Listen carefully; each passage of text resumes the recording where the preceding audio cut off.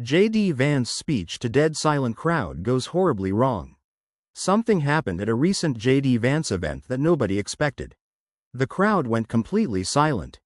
Not politely quiet, not respectfully still, silent in a way that made the whole room feel different. And the moment it happened, cameras caught everything. Because this wasn't just an awkward pause. This was a room full of people staring at a man who was supposed to inspire them. And choosing not to react at all. That moment is now spreading everywhere online. But to understand why it hit so hard, you need to understand what led up to it. Because this didn't happen in a vacuum. There's a full story behind that silence. And it goes back much further than one bad evening. JD Vance has been one of the most talked about political figures in America for years. He wrote a book that made him nationally famous. He won a Senate seat in Ohio against significant odds. And then he became Vice President of the United States. That's not a small story. That's one of the fastest political rises in modern American history.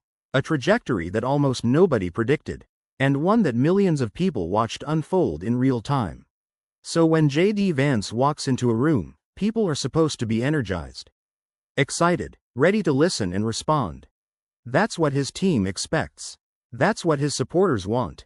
And that's what the cameras are there to capture. But what happened at this event was the complete opposite of that. And it raises a question that a lot of people are now asking out loud. Is something starting to shift? Because a silent crowd doesn't just happen by accident. There's always a reason. And in this case, the reason goes much deeper than one bad speech on one bad night. Let's start with the moment itself. Vance walked out to the podium with his usual composed energy. Suit clean, posture straight, expression controlled, everything exactly as it should be on the outside. He began speaking about the direction of the country, about leadership, about what America needed right now, about the challenges facing ordinary people and what his administration was doing to address them. The words weren't unusual. Politicians give speeches exactly like this every single week. The structure was familiar. The delivery was polished. But the crowd didn't respond. No applause, no cheers, no energy bouncing back from the audience toward the stage. Just silence. And not a short silence.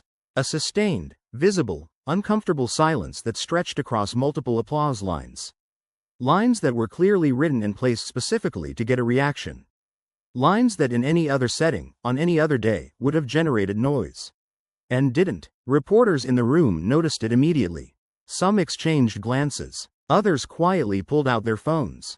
Footage started circulating online within hours of the event ending. And the comments section exploded. Some people said it was staged. Some said the crowd was simply tired after a long day. Others pointed to technical issues with the audio. But a large number of people pointed to something else entirely. They pointed to the last several months. Because here's what a lot of people have been watching unfold in real time, whether they've said it out loud or not. JD Vance is not just the vice president. He has become one of the most visible faces of a political moment that is moving extremely fast. Faster than almost any political moment in recent American history. And fast-moving political moments create pressure on every person involved, especially the people who are supposed to stand in front of crowds and make it all seem controlled and intentional. Over the past year, Vance has made statements that drew massive public backlash. He has been in rooms where decisions were made that directly impacted the daily lives of millions of Americans. He has had to defend positions publicly that not everyone, even within his own base, fully agreed with. And he has done all of that while operating under a level of media scrutiny that very few political figures in history have had to manage. That creates a complicated relationship with a crowd. Because a crowd isn't just reacting to the speech happening in front of them in that moment. They're reacting to everything they've seen and heard over the past 12 months. Every headline, every clip, every moment that stayed with them. And sometimes, that accumulated weight shows up in silence. But there's more to this story. Because this wasn't just any crowd. This was supposed to be a friendly crowd. Let that sink in for a moment. These were not protesters outside the building. These were not political opponents who showed up to cause disruption. These were not journalists looking for a story. These were people who had made the effort to come specifically to see JD Vance speak. People who, by any definition, were already on his side. And they still didn't respond. That's the part that made this moment genuinely different from ordinary political criticism. Criticism from opponents is expected. It's completely priced in. Every politician absorbs it and moves forward. But silence from your own people? That's a different category entirely.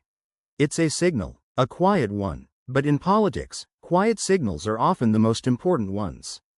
Because they're the ones that don't come with warning labels. And political operatives on both sides of the aisle are paying very close attention to what this particular signal might mean going forward. Because the vice presidency is not a symbolic or ceremonial role in this moment. JD Vance has been unusually active, more publicly visible than most vice presidents in recent memory. He's been sent to difficult diplomatic situations that required precise handling. He's spoken at major international forums representing the United States.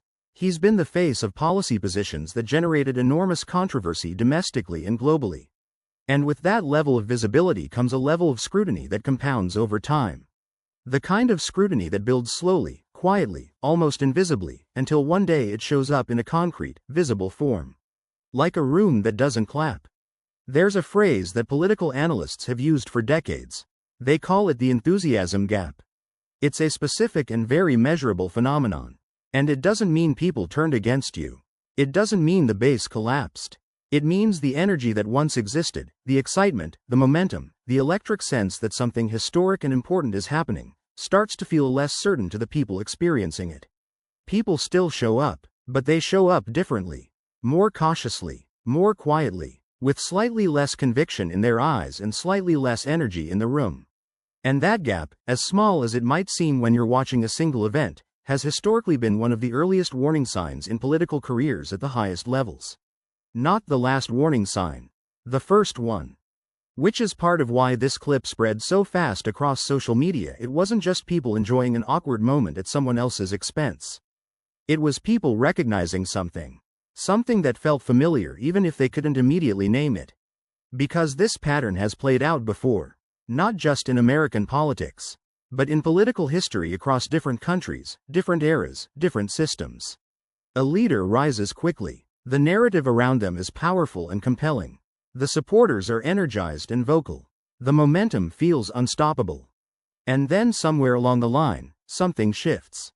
It's rarely one single event that causes it. It's rarely one speech. It's rarely even one major controversy. It's an accumulation. A slow, quiet buildup of moments that individually seem entirely manageable but collectively start to change something in the atmosphere. Something that's hard to define but impossible to ignore once you feel it. And when the atmosphere in a room starts to change, the crowd always feels it before the cameras do. Which is exactly what happened here. Now, Vance's team has responded to the narrative that's been building around this clip. Aides have described the audience as engaged and supportive throughout the event. Some outlets sympathetic to the administration reported that the video was clipped and edited in a way that made the silence seem more dramatic and more sustained than it actually was in the room. That's a reasonable defense to offer. Video can absolutely be misleading. Context matters enormously in political coverage, and clips that go viral are rarely the full picture. But here's what makes that defense genuinely complicated to sustain. Multiple people who were physically present in that room described the same experience. Independently, without knowing what others were saying, without coordinating their accounts. They described a room that felt flat, a room where the energy that should have been present simply wasn't. A room where the silence was real and noticeable to everyone sitting in it.